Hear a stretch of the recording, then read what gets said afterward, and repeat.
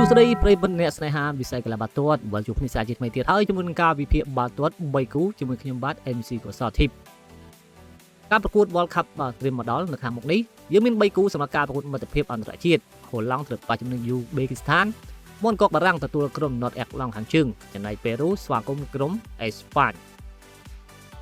តោះកុំឲ្យខាត់ពេលយូរចូលទៅដល់ការវិភាគរបស់ Emin តែម្ដងគូទី1ការប្រកួតរវាងក្រុមជម្រើសជាតិហូឡង់បាទត្រូវប៉ះជាមួយនឹងយូបេគីស្ថានដែលនៅតំបន់អាស៊ីហូឡង់បាទជើងឯកបាទ ranking FIFA លេខ7នៃយូបេគីស្ថានបាទលេខ ring បាទទី50ការប្រកួតចុងក្រោយរបស់ក្រុមជម្រើសជាតិហូឡង់គឺធ្វើមិនបានល្អនោះទេបាទគឺចាញ់ក្រោមទ្វេជើងក្រុមជម្រើសជាតិអាល់ហ្សេរី1-0ចំណែកយូបេគីស្ថានវិញបាទការប្រកួតចុងក្រោយរបស់ពួកគេក៏ធ្វើមិនបានល្អដូចគ្នាបាទគឺចាញ់ទៅលើក្រុមជម្រើសជាតិកាណាដា2-0សម្រាប់គូទី1នេះដែរបើតាមការវិភាគរបស់ Emin ក្រុមជម្រើសជាតិហូឡង់អាចនឹងយកឈ្នះទៅលើក្រុមជម្រើសជាតិអ៊ុយបេគីស្ថានបានព្រោះអ៊ុយបេគីស្ថានមកពីតំបន់អាស៊ីតែប៉ុណ្ណោះបាទក្រុមហូឡង់អាចស៊ីបានដោយយ៉ាងងាយស្រួលសម្រាប់លទ្ធផល Emin ទូទាយថាហូឡង់3អ៊ុយបេគីស្ថាន0គូទី2ក្រុមជម្រើសជាតិបារាំងបាទត្រូវតតាំងជាមួយក្រុម North Ireland ខាងជើងបារាំងការប្រកួតចុងក្រោយក៏ធ្វើមិនបានល្អដែរបាទគឺចាញ់ទៅលើក្រុមជម្រើសជាតិ Ivory Coast បាទ2-1ពួកគេពិតជាលេងមិនបានល្អទេបាទសម្រាប់ការប្រកួតមិត្តភាព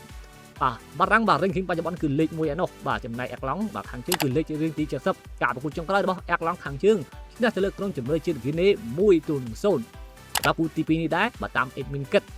បារាំងអាចនឹងឈ្នះជាមួយនឹងក្រុមជម្រើសជាតិអេក្ឡង់ខាងជើងប៉ុន្តែរៀងតឹងបន្តិចហើយបាទសម្រាប់ការប្រកួតមិត្តភាពនេះសម្រាប់លទ្ធផល Admin ទូទាយថាបារាំង2 North Ireland ខាងជើង1នៅគូទី3ចុងក្រោយវិញក្រុមជម្រើសជាតិអេស្ប៉ាញបាទត្រូវលេងប៉ះជាមួយនឹងក្រុមជម្រើសជាតិប៉េរូនៅទឹកដីកណ្ដាលប៉េរូការប្រកួតចុងក្រោយរបស់ពួកគេបាទគឺធ្វើបានល្អបាទគឺឈ្នះទៅលើក្រុមជម្រើសជាតិ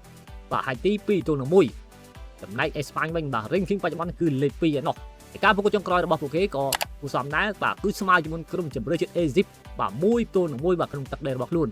ហើយសម្រាប់ការប្រកួតរបស់ពួកគេបាទមានកថា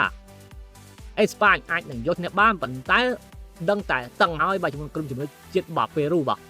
សម្រាប់លទ្ធផល Admin ទូទាយថាអេស្ប៉ាញ2ប៉េរូ1ចុះបងប្អូនយល់យ៉ាងណាដែរសម្រាប់ការវិភាគ3គូរបស់ Admin អាចចូលរួម comment នៅក្នុងវីដេអូមួយនេះជួយចុច like subscribe ដើម្បីទទួលបានវីដេអូថ្មីៗយកគ្នានៅវីដេអូក្រោយ